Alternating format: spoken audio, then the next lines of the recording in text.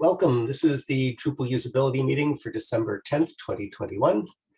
I am Benji Fisher, moderating and sharing my screen. And also present are Ofer Shal, Antonia, Christina Chimias, Yvonne, and Ralph Kohler. Yvonne, you just joined us. Are you Gidron on Drupal.org? Hi everyone. Sorry, can you ask me the last question? I just joined and I was. Are you the one known as Gidron, J-I-D-R-O-N-E? Yes, yeah. Oh, okay. Yeah, I'm Gidron Drupal. Yeah.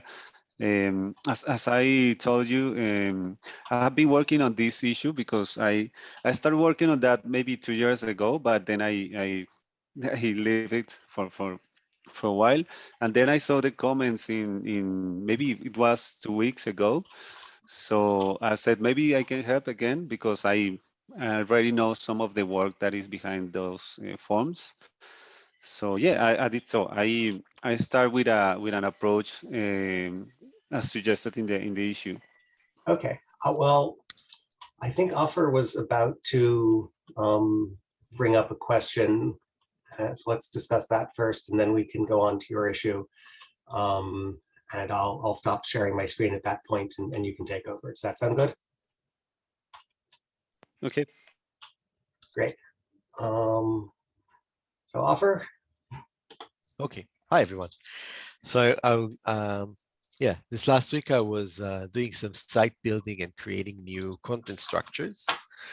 To remember the painful part of it, which for me is, I'll just give an example. If you create a product page, a product content type, you can add some fields, but as soon as there's other content types you wish to connect it with, you'll have to go away from that, create the other content types. And when the other content type is ready, you'll be able to create a reference from product to manufacture or something like that. I somehow remember that Dries already discussed that in a Dries note a few years ago. And I wanted to know if there's any ongoing issue about it, to figure out a way to, when I start the product page, the product content type as the example, that from there I'll be able to go ahead, create the other content types. I don't need to leave that experience and move away from that page, but I can create everything it needs while I'm there. Where today I'll have to pause, go ahead, create the other structures, and when the other structure is ready, link them together.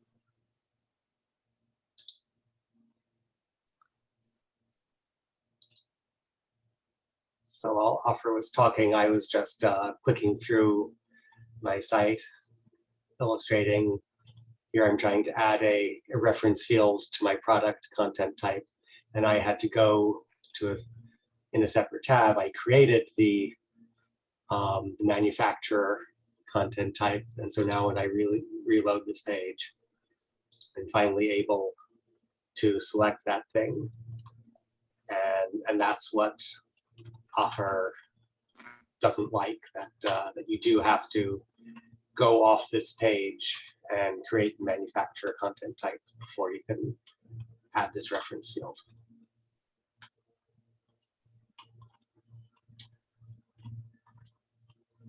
I wonder Antonia, how this would look like technically. Like at what point do I create dynamically this content type?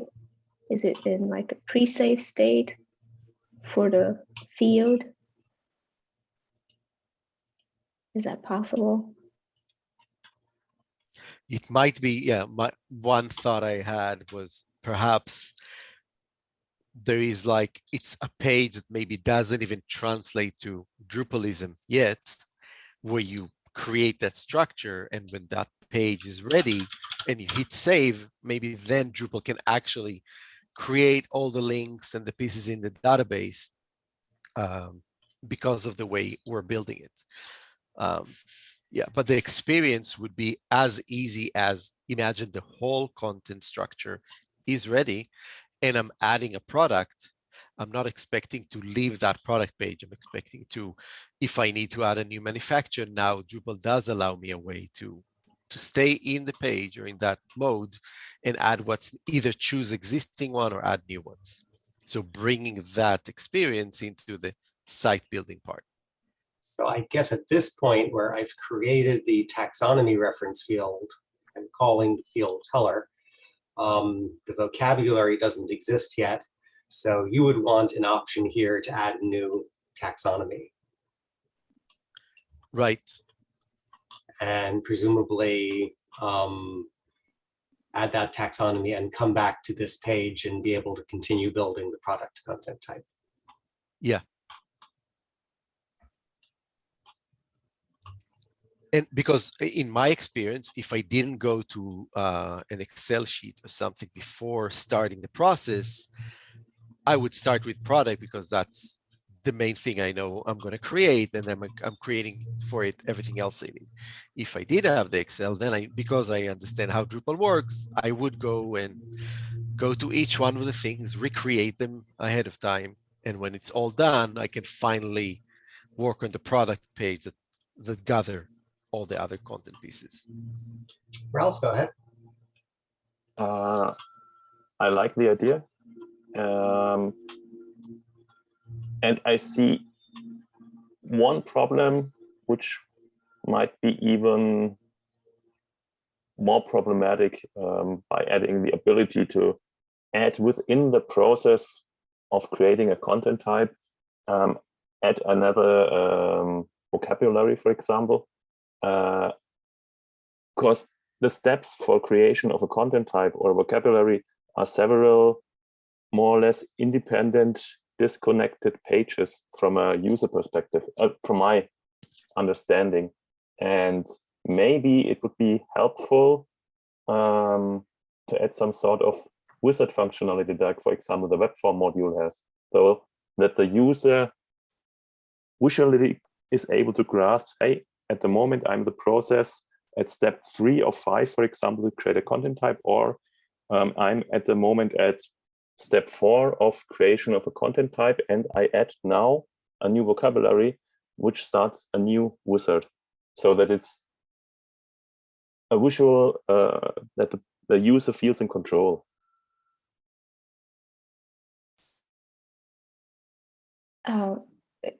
Forgive me for asking, but for this particular use case, wouldn't it be enough to just provide a name for the taxonomy or for the content type that you want to create? Let's imagine that there's an input over there and you just enter a name, and based on that name, the entity type gets created, but you don't get to add the fields right away. Because if you do that, then you're still being interrupted from what you were actually doing. Right? Yeah, you're saying like, sorry, go ahead. I think that works because when you do create a new taxonomy, all you really need to enter to have the taxonomy created is the name, and you're done. Right, So, you don't need fields right away. So if we could enter the name on this page and submit the form, that seems like a pretty doable modification. Yeah, is that the same thing for reference content types? Yeah, I think so. When I made the management, or when I made the manufacturer content type, all I entered was the name of the content type, and I saved, and it brought me to this page, but the content type is already created, and it is available over here.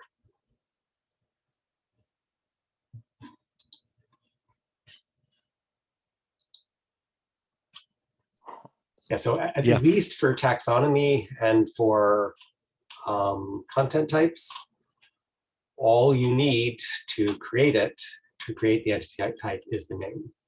Yeah.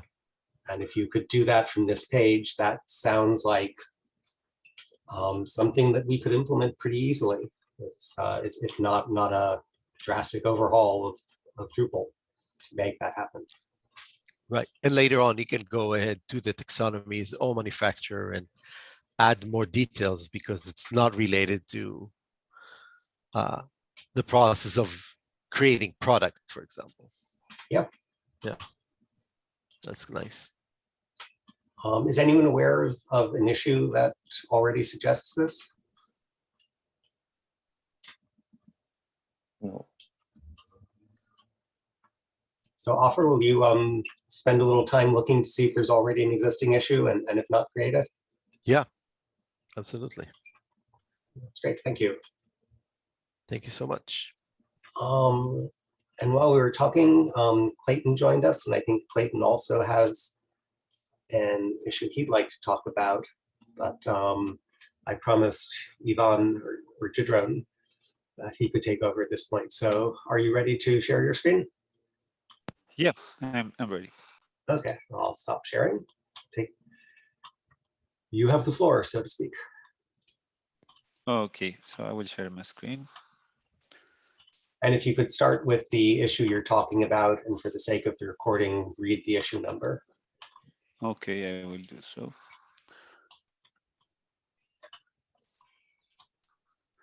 Okay, so let me know when you can see my screen. We can see it.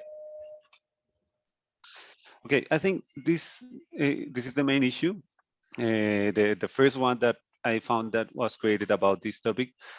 And the general issue here is that, sorry, the issue number is this one. 1259892. Yeah, 9892. Okay, so for this one, this is a really large issue with a lot of comments. But I think the intention of this one is to be able to separate some fields from the user edit for, because the user edit for it has a lot of fields right now, and it's a bit confusing that you need to, in sometimes you need to put the current password, and in other times you don't need it, and it is a bit confusing for the user. So just seeing the history of the issue, you will see that at the end, the best approach, or the initial approach could be to separate at least in two forms. And based on the last, I saw the last call, and you get to the conclusion that it's better to have one form for edit just the general information, like the time zone or things like that, and the other part to control the email and password and things like that that are more sensitive for the login. So in general, this is the issue. And the final approach is that I was working first to try to make it work in that way, without putting any testing or any other things right now, just to have the look and feel, and maybe to get a better review on that. And once we get a clear path, and once we are okay with the approach, maybe we can start polishing the code and adding some functional testing. So this is my local, a clean Drupal 9 site. And as you can see now, one of the suggestions in the call is to change also some menu items. So previously, when you go here and you have the toolbar, when you go to the user, you have just edit profile here. But now you have like account settings. And when you go to the account settings, you now have like secondary tabs. So one is the general information, which has the username and the status and some other things. And the suggestion is to separate the other one in login details. So now you have these login details. I did just some simple Drupal fields, just leave the email as it is. And the change password, I put it inside a details element. But yeah, I wanted to show you that. So maybe we can start the conversation about how it looks and how do you feel the interaction. It is working right now. For example, if you just save it as it is, it will save because there are no changes. Now in the other test, I will try to change, for example, the email, and it will have the same validation that Drupal core provides. So in this case, it will require to put the current password. And the same thing will happen if you try to change the existing one, because if you try to put here a new password, it will have the, sorry, I will try to do it better here. So now if I try to save it in this way, it will try to validate as well the current password. So you will need the current password to do those steps. So in general, this is the things that I did. I don't know if you want to say something about this approach and maybe which things we can do now to continue the improvements.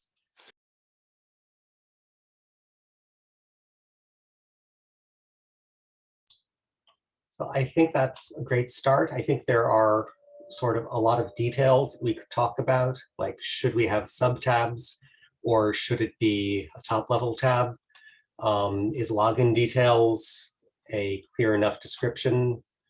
But yeah, this basically looks like what we were suggesting when we talked about this about 2 weeks ago. Anyone else have comments? Ralph? I like the idea and the direction. One detail, I would make the change password field set expanded by default. That way it's always a click, an extra one. And I found an issue while I was researching last week in regards of the password. I link it in the chat. It's number 2293803. It's replace confirm password field with show hide functionality. So it is just a single field.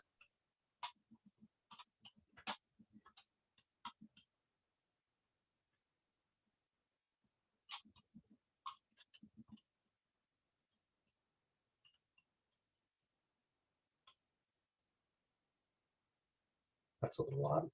There we go.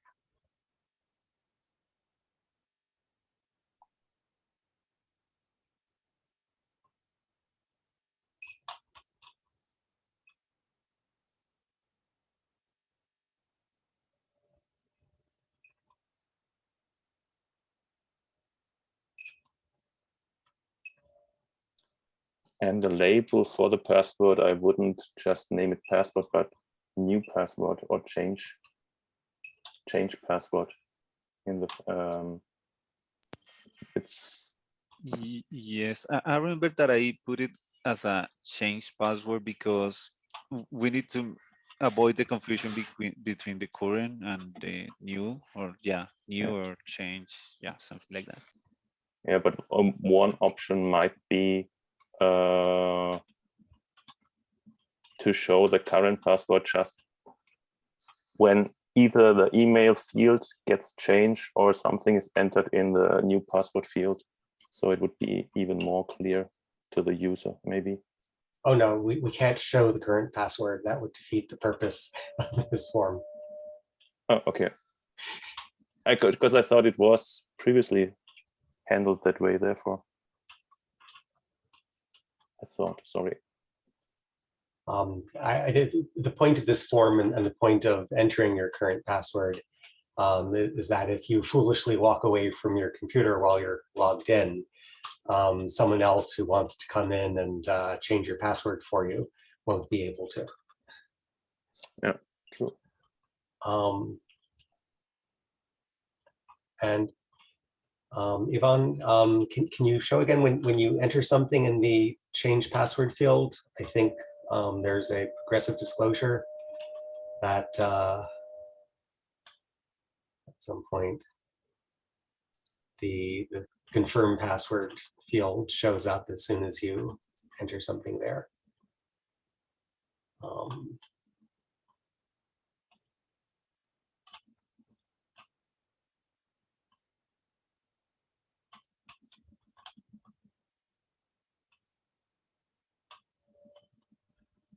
So I think Ralph has a point that making that field set collapsed by default means you have to add an extra step anytime you want to change your password. And one option would be to label it new password and not have the field set at all. And then still have the effect that when you once you enter something into the password field, the confirm field comes up. I like that suggestion. I was having similar thoughts. It seemed like a collapsed field group for this form isn't necessary since it is so simple, at least at the moment. Okay, so we just need to remove the details and just put the password field as maybe as new password. Mm-hmm. Okay. How do people feel about this progressive disclosure that the confirm password field is initially hidden? I like it. I mean, and it's I think with some of these kinds of things, like I'm very excited that this is getting looked at because I've found the user form to be pretty confusing, but at the same time, you know, a lot of people are used to what exists currently, and so I think keeping the flows that people are used to that are still intuitive is good, and I think that's one of them. I think a lot of people are used to that. At least I am. Recently I like better, since I'm using I guess it's related, password manager. I don't know my password. It's very difficult to type them, so I usually would copy paste them. Yeah, but anyway, like not having the confirm password is the one I like, because I also know that if I mess something up, I have forgot my password and I'll get there like that. So I find the confirm password being something used to be maybe useful, but lately it's like it's not really helping. It's more of a burden to type it again. So you're going to be copying and pasting from your password manager, so you just paste in twice. It's not really. No, I'm saying deriving. that's another thing. I'm just saying usually, and if I'll type, I prefer just type once the password, done. I've seen many other services doing that, because again, what happened if we want confirm password to help the person know that you might have just typed a password that is wrong, that you didn't mean to type. And even if that happened, there's no problem, because assuming my email is correct, I'll be able to reset my password.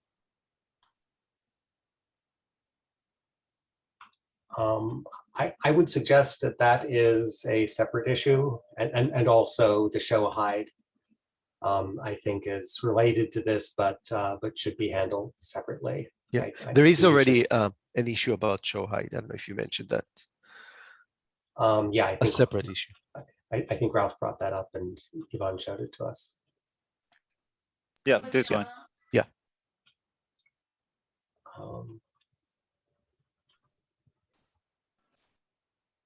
How about the tab structure?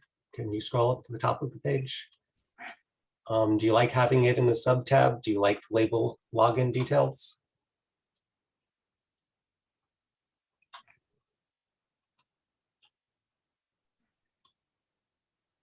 I like just password being in the name somewhere personally. I find it frustrating. Like like with different apps, it's like a common thing is to change a password, and I just want that in there. So I mean, if this form always stays as focused as it is now, it could even be like email and password.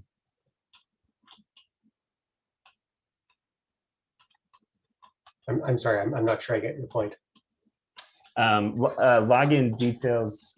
So I guess what I'm saying is when I'm usually looking for that word password if I'm in an app or some kind of platform and trying to manage my account. So instead of login details, naming it something like email and password.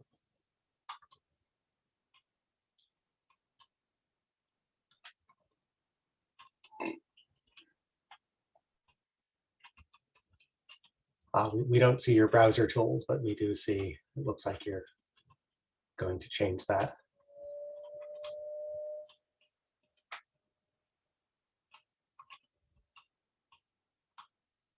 I just changed it in my Right. Spectre.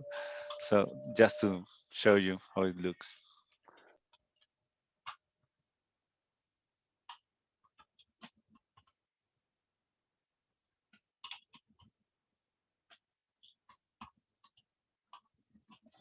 But I think that's a good point, because usually when you go to change your password, you are looking for that word in the configuration or in the settings. So yeah, it's good to have the password, at least the password text in there.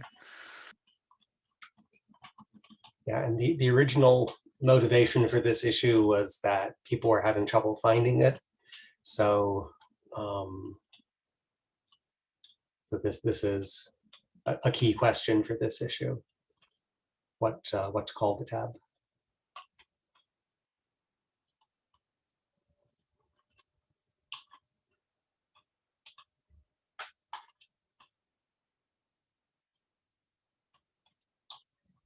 And can you look at the other subtab, the general?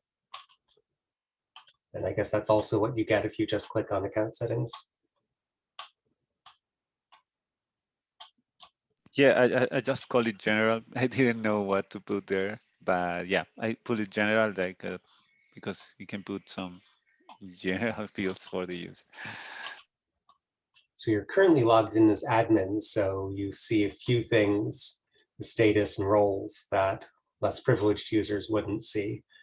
But the user picture, optionally the contact settings, and then the locale settings at the bottom of the page. Those three sections are things that many users will see. And URL alias no.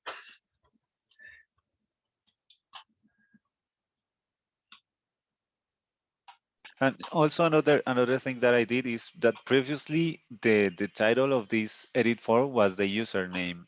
So I remember in the call there is some moment when you discuss about this, just changing as a general account settings or something like that, instead of putting the username in here in the title. So I did so. Where are the breadcrumbs? We don't see a breadcrumb on this page. We did on the login details page. Yeah, I don't know. Maybe I I did something in this local site. Yeah. Something Because I'm realizing too is that in this general tab, you have the username field. And so I think that's maybe another reason to avoid login details as the name of that other tab, because username for me, I associate with login information. Yeah.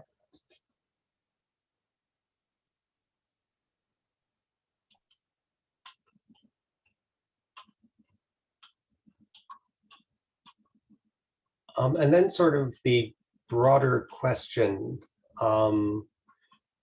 do we want to review and possibly commit this issue without further discussion on the related things we were talking about 2 weeks ago? Or should we still be focusing on design at this point before we start implementing anything?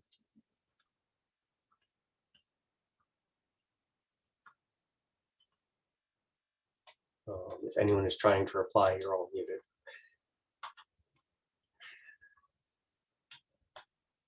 Can you repeat that question? I don't think I followed.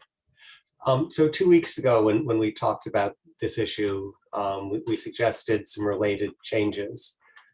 So part of it is making separate tabs, which Yvonne has already done. And I forget. I think we either created a parent issue or maybe some child issues. And so the question is whether we want to go ahead with this issue by itself, or whether we should first look at some of the related issues and have more of a complete design for the user login pages. Oh, got it. Okay. I guess if there's a list of those. Oh, thanks, Ralph. Read my mind.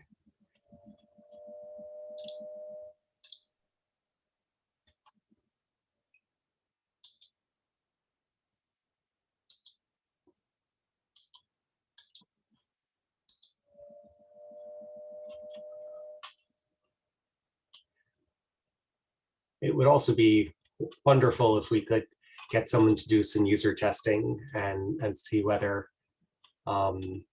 this change makes it easier for people to find it. I guess at the top of the issue, it has a link to information on the usability study. So I know it's not a small job to set up a usability study, but it would be really interesting to repeat that study with the changes here and see if they actually help.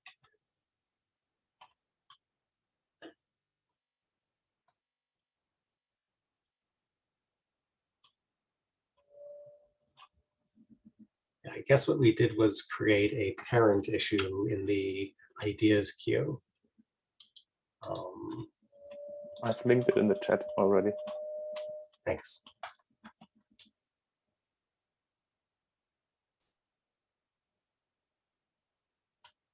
But I guess so far, this is the only child issue of that parent. So maybe we forgot to create some other follow-up issues based on the discussion 2 weeks ago. Go ahead. I've read up in the issue queue about existing issues the last 1 or 2 weeks, but I haven't had the time to completely write it up in a comment.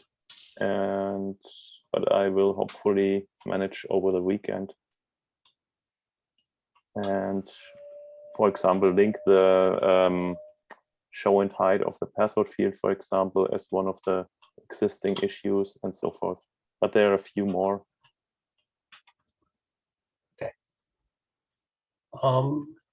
I guess I'd like to move on. So thanks for working on this, Yvonne. Any other questions before we go on to another issue? Questions, comments, anything? No, I just want to say that, yeah, I will do the changes that we talk about, the password label here, and maybe leave the field there. Oh, no, I remember that we said that we will remove the details element and just put the password as a field in there. And maybe Yes. I can start a merge request just with these changes for other people to be able to test it. And as we were discussing, maybe we just can leave it as it is for the other people to test it. And when we all agree in an approach, I can continue polishing the code and doing some changes. Yeah, that sounds great. And both Clayton and Antonia said in the chat some thanks for the work you've done here. Okay. Great. And if you'll, thanks, stop sharing your screen. Clayton, would you like to take over the screen now and talk about your issue? Sure. Yeah, so I'm one of the maintainers of the max length module. And let's see. Read the issue number, please. So the issue number is 3250461. We have a general issue for where we're running usability tests. And I found that a few years ago, the Drupal project in general defined some user personas for the project, which is pretty cool. And so it's based on people's kind of relationship to Drupal in general and how familiar they are with it. So most people being newcomers, they're being learners, skilled, expert, and master. And not, I mean, kind of guess that the people on this call are probably in the skilled and expert or even master categories based on the fact that you're at this Drupal UX call. And there's a couple of specific things that I'm curious to get people's feedback on. So maybe I can just kind of dive into those. But also, if anybody wants to participate, we have these task scenarios listed out and then instructions on how to run an unmoderated usability test on your own and then share the results in the issue queue. And we're also kind of participating in Pantheon's Gift of Open Source Community Challenge. So you can get credit for that and be entered in some raffles and some fun things like that if that's your thing. So one thing that is kind of it's kind of goofy with the max length module is well, I'll just kind of set it up actually. So I'll launch this site sandbox. So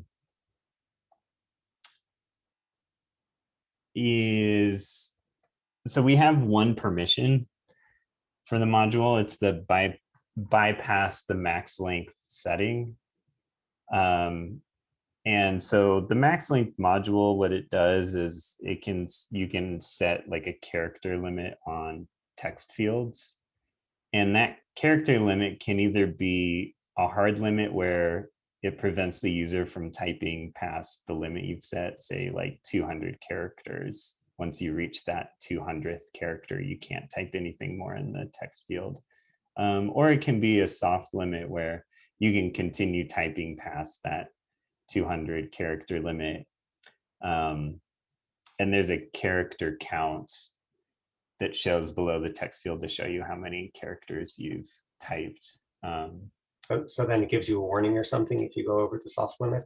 Yeah, there's a little animated GIF here. I don't know if it reaches that point though, but basically those numbers turn to red and it becomes a negative count. But you can still save the form. So the funny thing is that the permission to bypass the max length setting. So if you have that for yourself, then you don't see this at all. You don't see this this character count.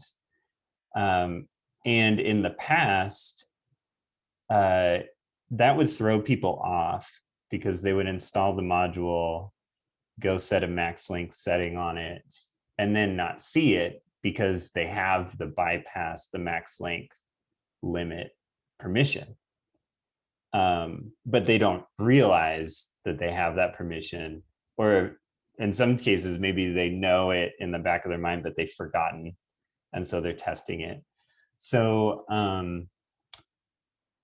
the funny thing about it though, is that right now the permission is broken, but we have a patch now that fixes it. So so I guess I'm kind of curious if other people have run into this situation with other modules where a permission is automatically granted to the administrator role, and then it ends up throwing people off and they're like, oh, wait, the module's not working. But in fact, it is because they have a certain permission.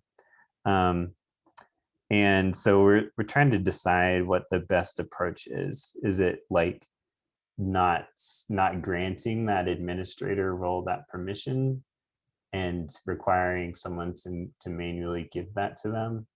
Is it to change the permission behavior so that maybe you still see the character limit, but even if you have a hard limit, that that permission allows you to continue to bypass it? Is it when you install the module, there's a system message, you know, in addition to the message that says, this, the max length module has been successfully enabled, it also says something like administrators are granted the bypass max length setting. Yeah, and I don't know, this is taking a long time to set up.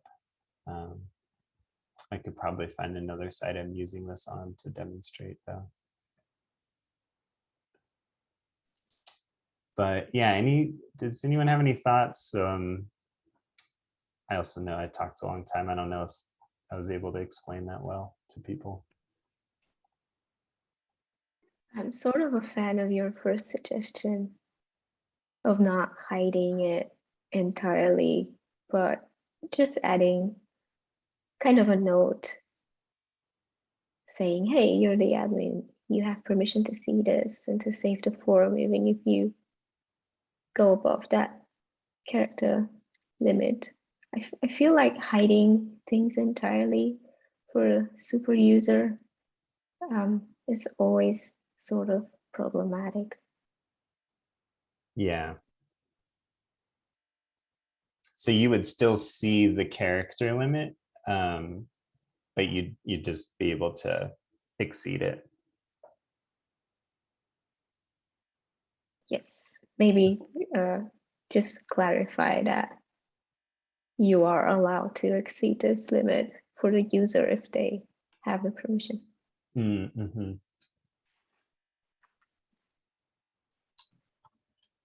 Yeah, I think I agree with that.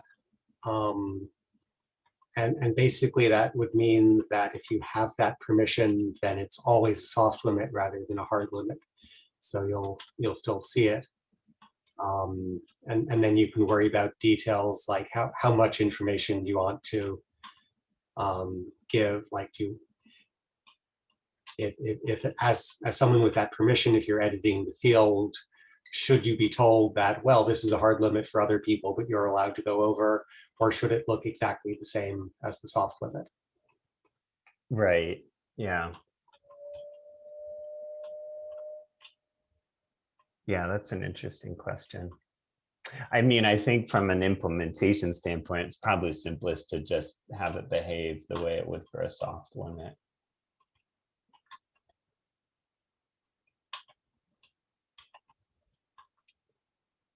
And you can always have a follow-up issue if you find that people want to know when they're using that permission and when it's just a soft limit. Mm-hmm.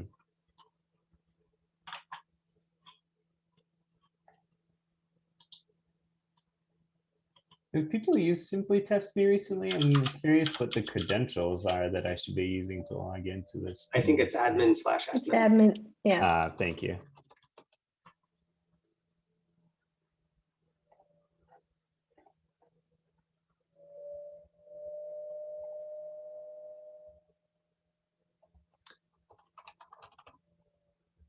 Okay, so it's already enabled.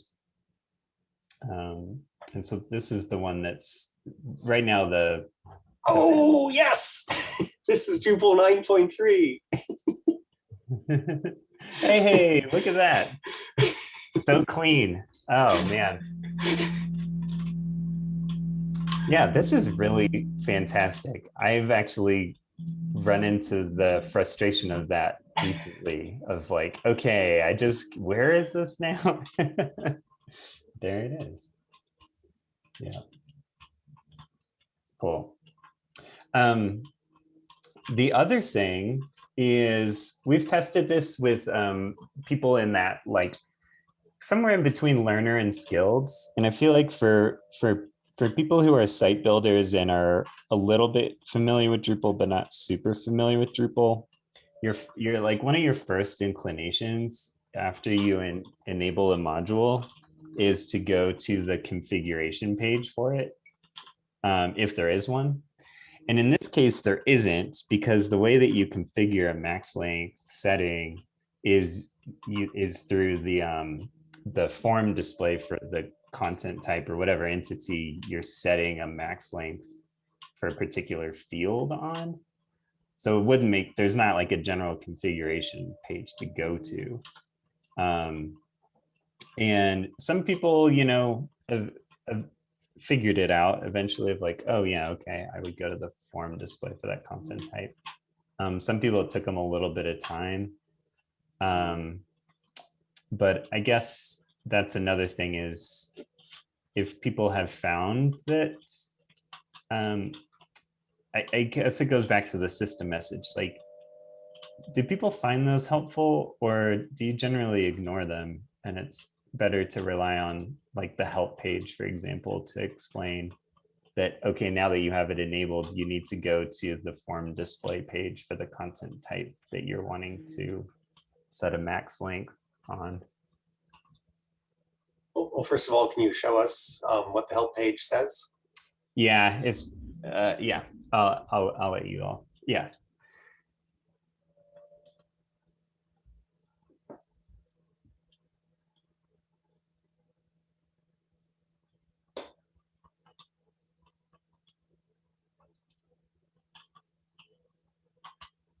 I think it's since this page is aimed at site builders, it should have more explicit instructions on how to configure it. For text fields, this module will use the maximum length value in the field plugin settings.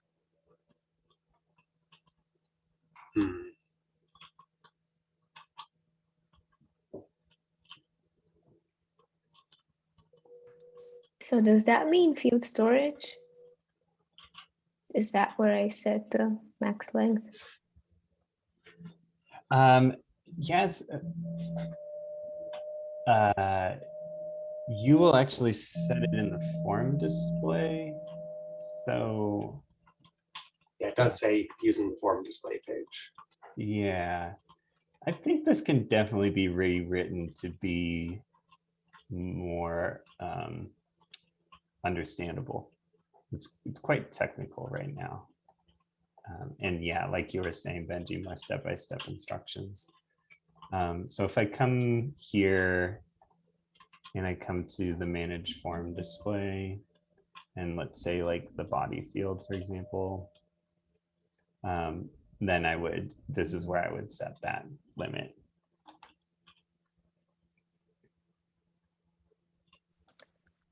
Oh, I get it. I thought it was on field creation.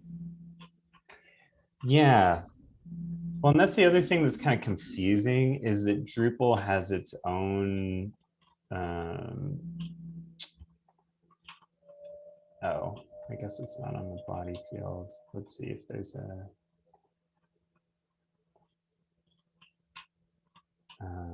well, we can add a field really quick.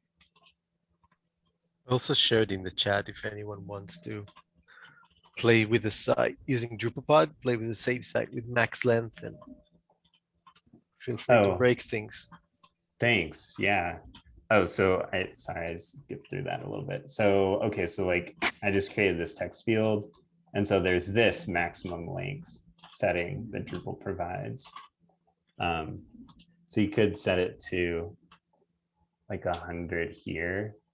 And I'm like a newer maintainer of the module, so I'm still kind of wrapping my head around all of it. But that's what I'm kind of wondering if that's what this means in the help text, where it says, for text fields, this module will use the maximum length value set in the field plugin settings. I think that's what that means, is that what we just defined here as 100, it's using that.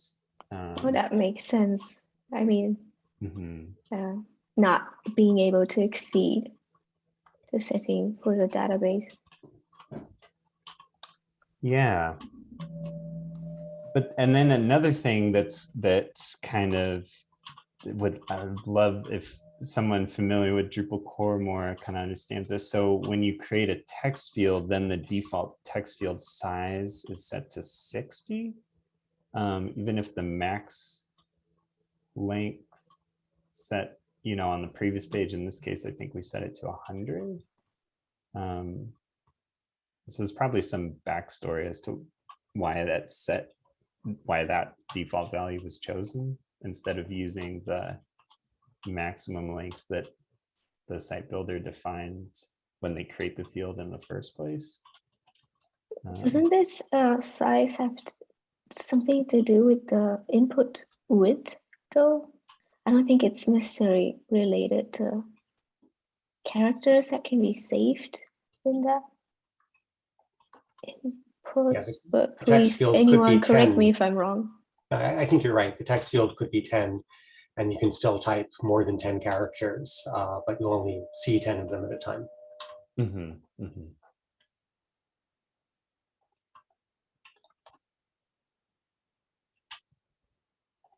Yeah, so if I'm kind of curious, but I guess so you don't see a character countdown yet, even though there's a max length set on the field. To do that, you would then enter whatever you want here, 100, let's say. And then now when I refresh, content limited to 100 characters. We are coming close to the end of the hour. So I guess your first question is, how should that permission be implemented? And I guess we have some consensus that the countdown, that it should act like a soft limit in that case. Any other feedback you'd like to get from the group? No, I think that's good for now. But yeah, people, definitely welcomed. The link is in the chat to test it out further if anybody has time and interest. Great. Any other comments before we say goodbye? Okay, well, thanks all for coming, and we'll do it again next week. Thanks, everyone. Thanks Yeah, all. bye. Thank you. Bye.